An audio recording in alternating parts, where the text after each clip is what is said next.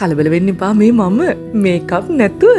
ගොඩක් දෙනෙක් මගේ නෝ මේකප් ලුක් එක මොන වගේද කියලා අහලා තිබ්බනේ. ඉතින් මෙන්න මේ වගේ මොනවා කරන්න තිතින් ඇත්ත ස්වභාවය මේක තමයි. මගේ මේකප් එක දාන විදිය ෆවුන්ඩේෂන් ලිප් කලර්ස් වල දැනගන්න ඕන නම් කියන්න. ඒකටත් වීඩියෝ එකක් කරන්නම්කෝ. වෙලාව පාන්දර 4:12යි. මැජික් එකක් පෙන්වන්නද? ඔන්න කෝපි එකක් බොන්න යන්නේ මෙන්න මගේ කප් එක. කෝපි ටිකක් දාලා උණු වතුර ටිකක් දාලා ඔන්න බලන්න දැන් කෝප්පෙට වෙන්න යන දේ. දැක්කද මැජික් එක? කෝපි එක බොන්න ගත්ත විතරයි කෝප්පේ මාව මත වෙනවා. 4:00 වෙලාව. යයන් අපි ඉක්මනට ලෑස්ති වෙමු. මට අද අවුරුද්දක් තිස්සේ බලන් දීපු ලොකු වැඩකට යන්න තියෙනවා. මං ඉතින් කොයි ලෝකේ මොන දෙයකට ගියත් මගේ මේකප් ලුක් එක මේ වගේ තමයි. අද වැඩේට ගියාම රෑ 7:00 වෙනකන් ආයි වතුරවත් නැහැ. ඒ නිසා බ්‍රෙක්ෆාස්ට් අරන් යන්. පාන්දර හැරිලා නිදහසේ හුස්මක් අරගෙන ෆ්‍රෙෂ් එකේ දවස පටන් ගන්න මං හරිම ආසයි. මම ලෑස්ති.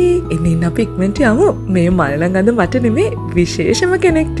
ටඩන්! ඔන්න ෆයිනල් ටච් එකක් දාගත්තා. දැන් ඔයා දන්නවා මම මේ මොකටද ලෑස්ති වුනේ කියලා. අවුරුද්දක් පුරාවට ඇඟිලි ගැනපු දවසක්. Top Models Miss and Mr. Sri Lanka 2025 Grand Finale. ශ්‍රී ලංකාවේ කිසිම අනුග්‍රහක භවතෙක්ගේ රුපියලකවත් දායකත්වයක් නැති එකම සාධාරණතම සහ දැවැන්තම රූ කිරුළ. තරඟේ විතරක් නෙමෙයි මේ තරඟකරුවන් පවා සුවිශේෂයි. මූලික පාඨමාලාව සම්පූර්ණ කළා. ඒ වගේම ඇඩ්වාන්ස් මොඩලින් ඉන්ටර්නැෂනල් සිලබස් එකත් සම්පූර්ණ කළා. ග්‍රැජුවේට් වෙච්ච මොඩල්ස් අතර තමයි මේ තරඟේ තියෙන්නේ.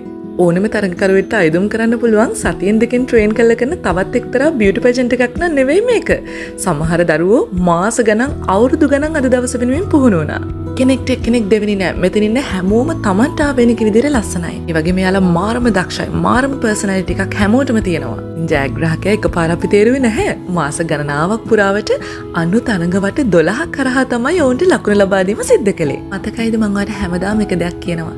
අපි දෙයක් ජය ගන්නකොට කැපවීම අදිෂ්ඨානයේ උත්සාහය වගේම වෙලාව කියන එකත් ලාවට විතර සෙට් වෙන්න ඕනේ කියලා. ඉතින් මේ හැම දෙයක්ම කැරකිලා එකට සෙට් වෙලා අද දවසේ මේ කිරුළ හිස මතට වැටෙන්නේ කාගේද කියලා ඔයාලට ගෙස් කරන්න පුළුවන්ද? දෙයක් කියන්නද ඔයාලට? අද දවසේ කාට කිරුළ ගියත් ජයග්‍රහණය කියන එක දැනෙන්නේ තමන් හිතන විදිහ අනුව. ඒ කියන්නේ ඕනම දෙයක් ගැන මිනිස්සුන්ට හිතන්න පුළුවන් ක්‍රම දෙකයි තියෙන්නේ. උදාහරණයකින් මට මම තේරුම් කරලා දෙන්නම්කෝ. දැන් අද දවසේ තරඟකරුවන් 100 දෙනෙක් හිටියා.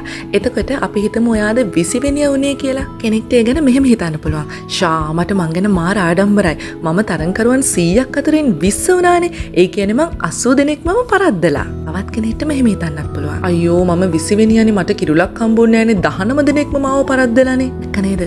මිනිස්සුන්ට හිතන්න පුළුවන් ක්‍රම දෙකක් තියෙනවා ලෝකේ ඕනම දෙයක් ගැන. ධනාත්මකව සහ ඍණාත්මකව. ඉතින් අර 20 වෙනියා වෙච්ච කෙනා ජයග්‍රාහකයෙක් විදිහට දැනෙන්නේත් පරාජිතයෙක් විදිහට දැනෙන්නේත් එයාගේ හිතන විදිහ අනුව කියලා හරියට තේරුණාද? ඉතින් මේ දෙකෙන් ඔයා ඉන්නේ මොන කැටගරි එකේද?